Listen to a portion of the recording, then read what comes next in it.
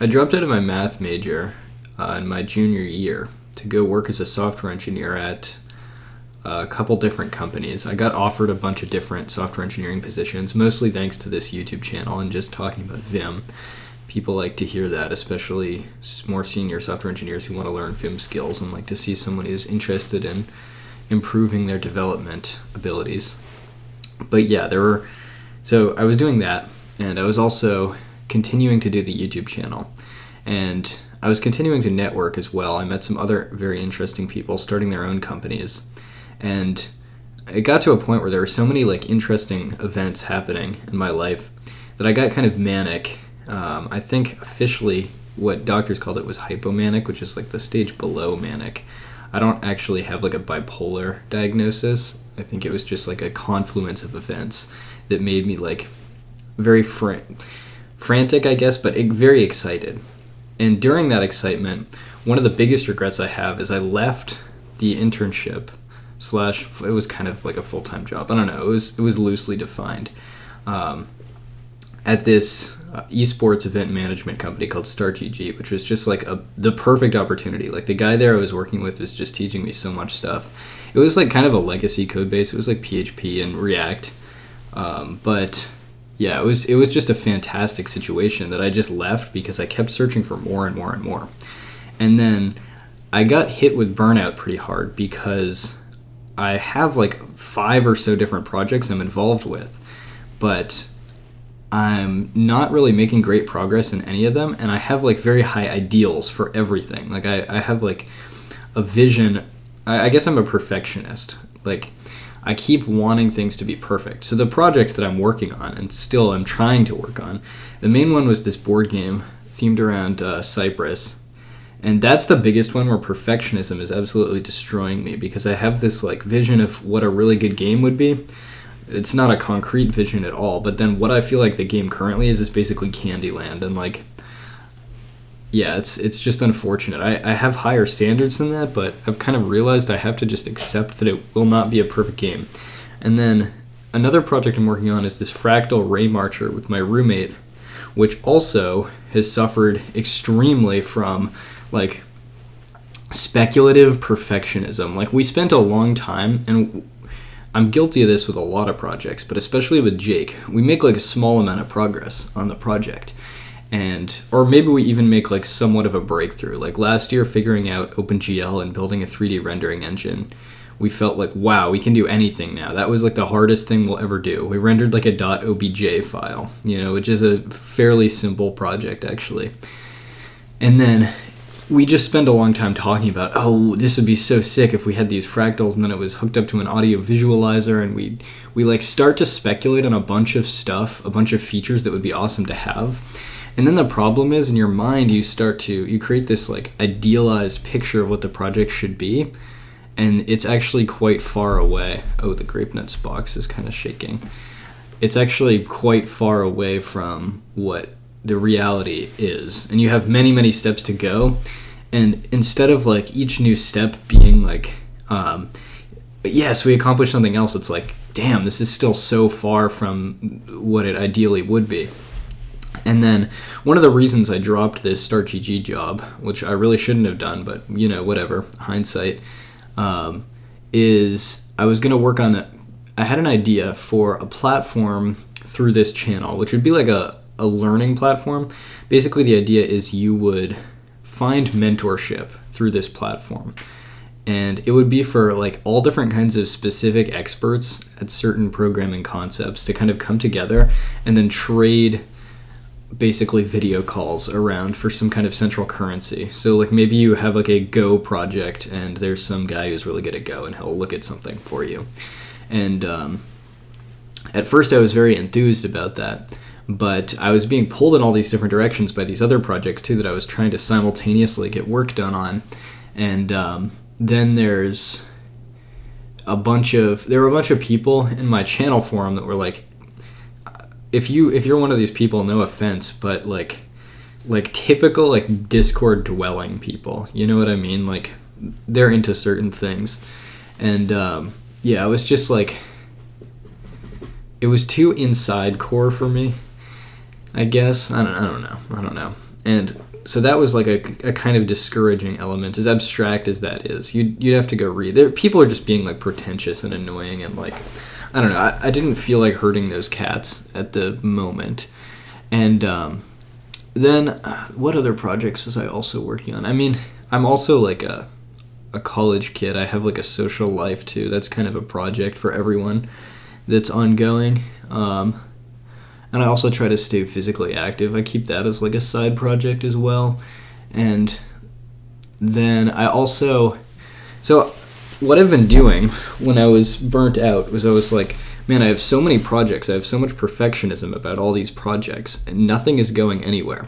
And I wasn't just like sitting around smoking weed or doing anything like that. I wasn't just like doing nothing.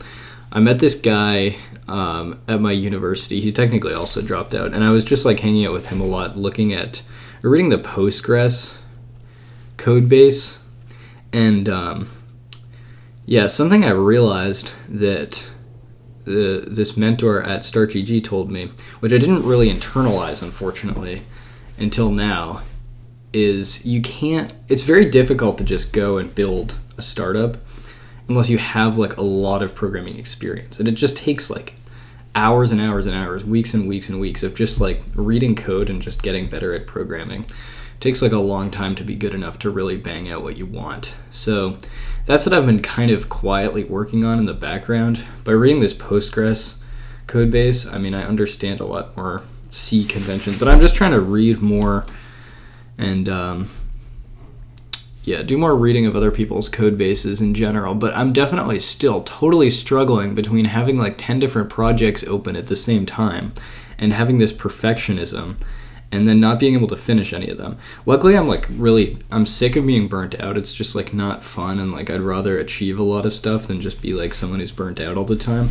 So I'm kind of done with that whole sensation. But yeah, it's just a new chapter in my life where I have to figure out how to overcome being pulled in like 20 different directions all at the same time, being a jack of all trades, and then being like such a perfectionist, and then having my ideas not live up to perfectionism, which is also a very difficult challenge. And that's why, like, I don't know, it may seem like I've crashed out to just like be like a Zen Buddhist, like, oh, I gave up on everything. But the Zen Buddhism is like absolutely tactical towards solving these problems, which I know is like, like people will tell me like, you can't do that. You can't use it as a tool to solve your productivity problems. It's like it goes against it. And yeah, I understand that now. Some people gave me some explanations on it, but